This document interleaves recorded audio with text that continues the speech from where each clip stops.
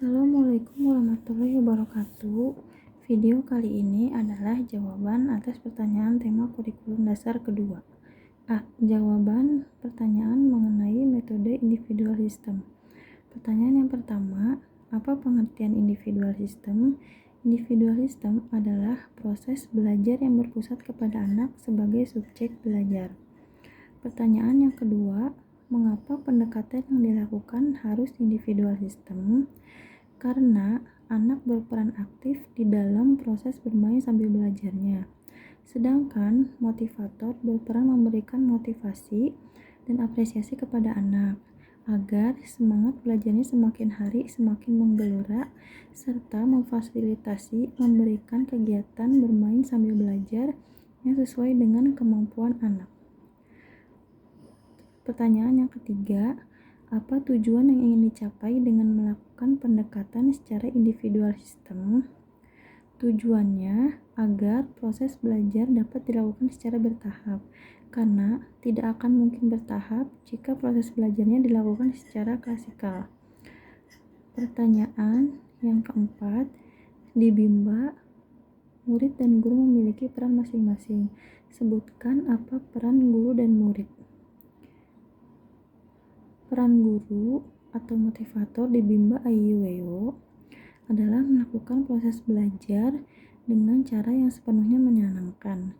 Sedangkan peran murid di Bimba Aiueo adalah melakukan proses belajar dengan bermain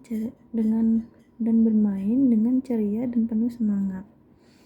Pertanyaan yang kelima, apa perbedaan antara metode individual system dengan classical system? Perbedaannya adalah metode individual system itu melakukan pendekatan kepada anak sesuai dengan karakter dan kesukaan masing-masing anak. Sedangkan metode classical system adalah metode yang membuat anak terpaksa untuk belajar sehingga anak dapat merasa bosan untuk belajar dan bisa juga membuat anak menjadi benci untuk belajar. Pertanyaan yang keenam, bagaimana cara yang dilakukan motivator agar dapat melakukan pendekatan secara individual system? Caranya, motivator harus berperan memberikan motivasi dan apresiasi kepada anak agar semangat belajarnya semakin hari semakin menggelora. Pertanyaan yang ketujuh, apa dampak yang terjadi bila pendekatan dilakukan secara individual system? Dampak yang terjadi adalah anak akan selalu tertarik dalam belajar. Anak akan merasa dekat dengan motivator atau gurunya dan ingin merasa kembali bertemu dengan motivator atau gurunya untuk mengulangi kegiatan belajar sambil bermain tersebut. Pertanyaan yang kedelapan, apa dampak yang akan terjadi bila pendekatan dilakukan secara classical system?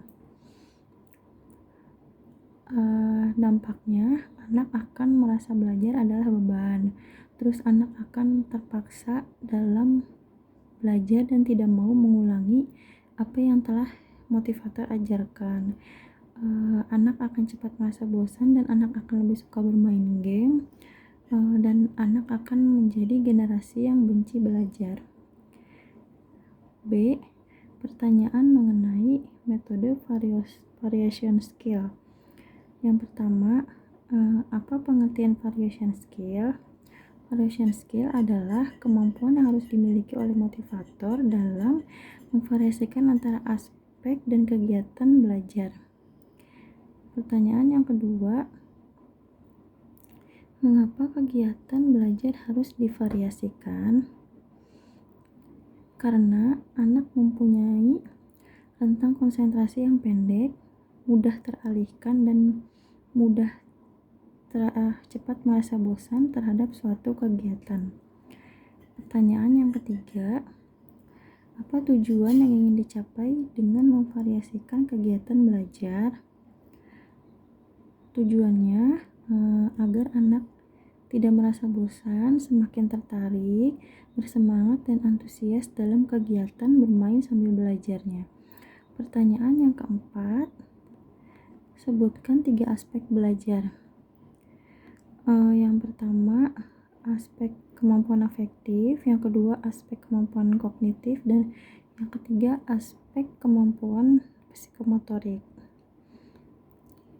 Terus pertanyaan yang kelima, kegiatan apa yang termaksud aspek kognitif? Kegiatan seperti membaca dan berhitung. Pertanyaan yang keenam, kegiatan apa yang termasuk aspek afektif? Kegiatan yang termasuk aspek afektif adalah bernyanyi, berdialog, berdongeng, dan bercerita. Pertanyaan yang ketujuh, kegiatan apa yang termasuk aspek psikomotorik?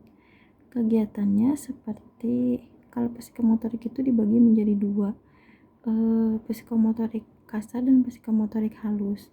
Kegiatan yang motorik kasar seperti menangkap, melempar, dan menari. Sedangkan kegiatan motorik halus seperti mewarnai, menarik garis, dan menulis. Pertanyaan yang ke-8, bagaimana cara motivator memvariasikan kegiatan belajar dengan aspek belajar? Caranya yaitu dengan cara menerapkan teori Bandul. Yang C, pertanyaan mengenai teori dasar dalam psikologi pendidikan. Pertanyaan yang pertama, apa yang dimaksud dengan the law of effect atau hukum akibat?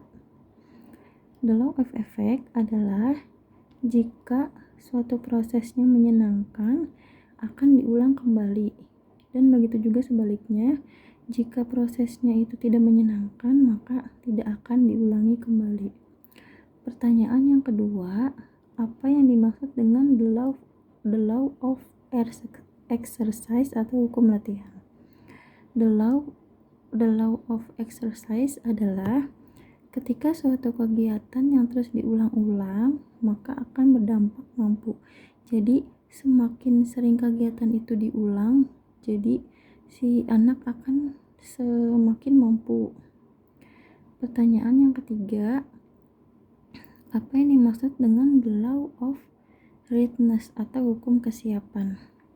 The law of readiness adalah ketika seseorang semakin mampu dan semakin siap dan terampil serta prosesnya pun akan semakin menyenangkan. Terima kasih. Wassalamualaikum warahmatullahi wabarakatuh.